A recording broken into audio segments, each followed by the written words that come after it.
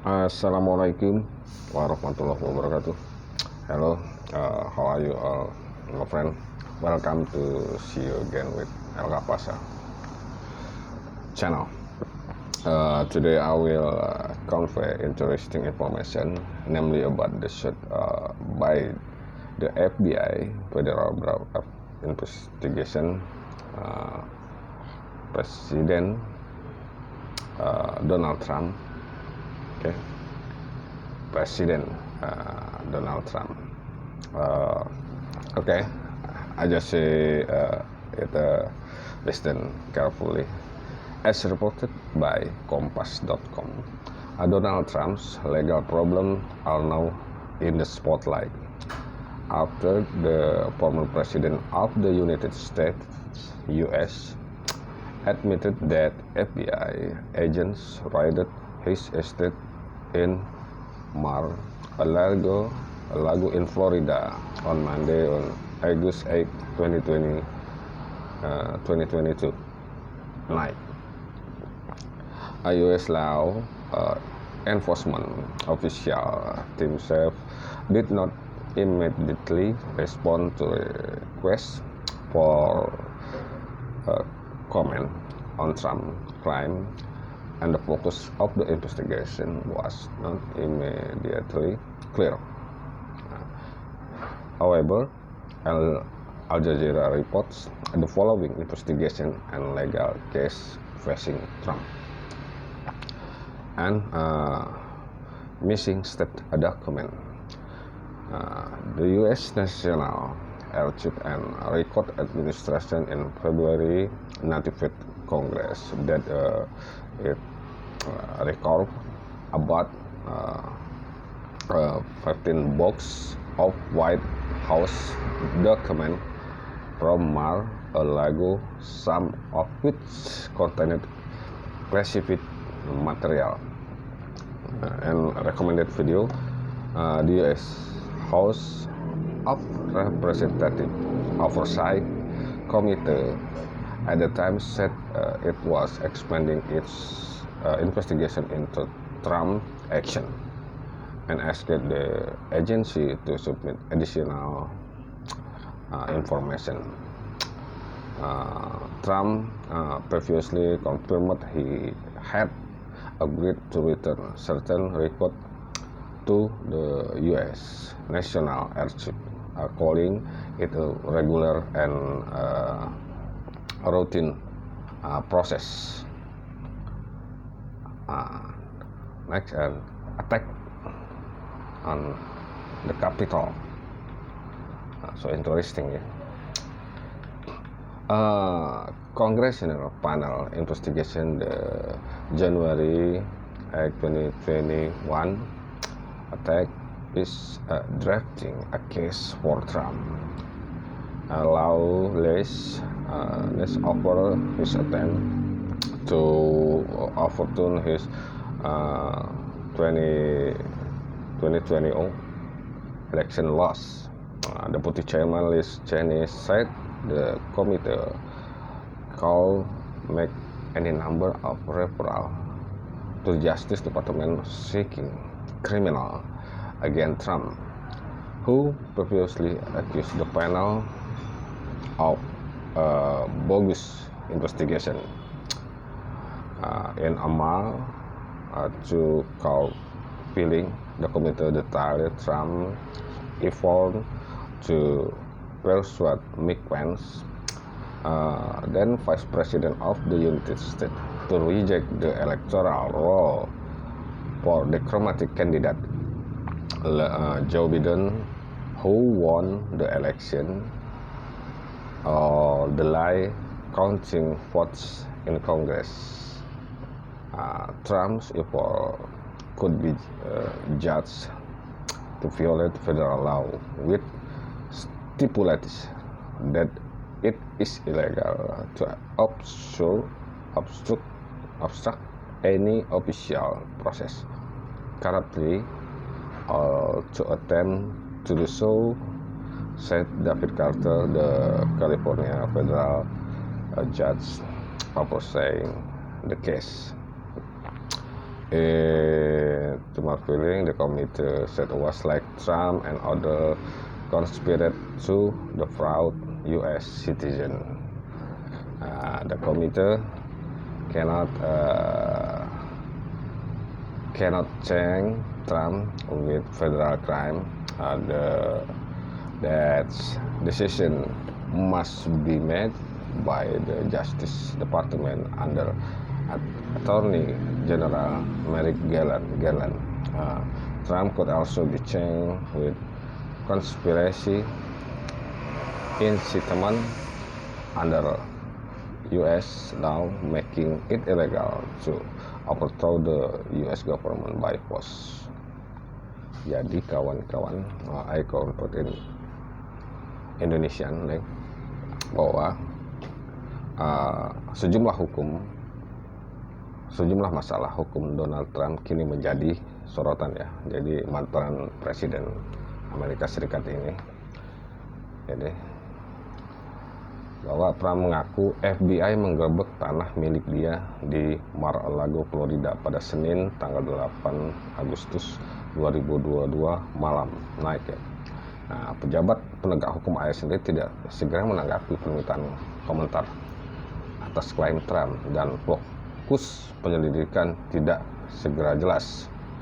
Namun Al Jazeera melaporkan bahwa investigasi dan kasus hukum yang hadiri Trump itu beberapanya yaitu tentang dokumen negara yang hilang.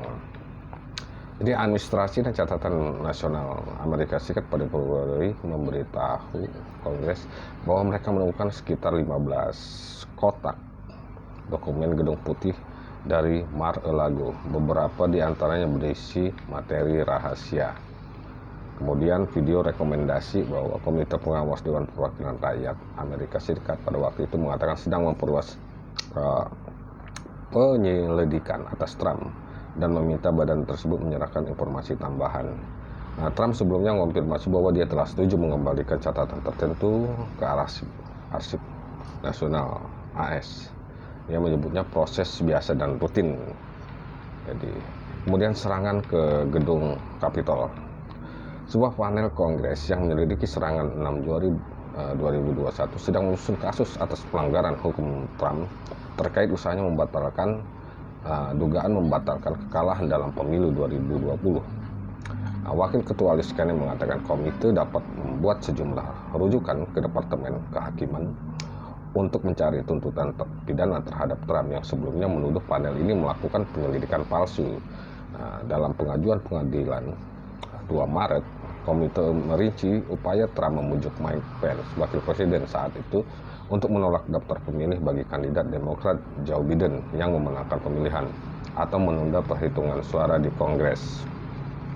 Upaya Trump bisa nilai melanggar undang-undang federal yang menetapkan adalah ilegal untuk menghalangi proses resmi apapun secara korup atau berupaya melakukannya, kata David Carter, hakim federal California yang mengawasi kasus tersebut.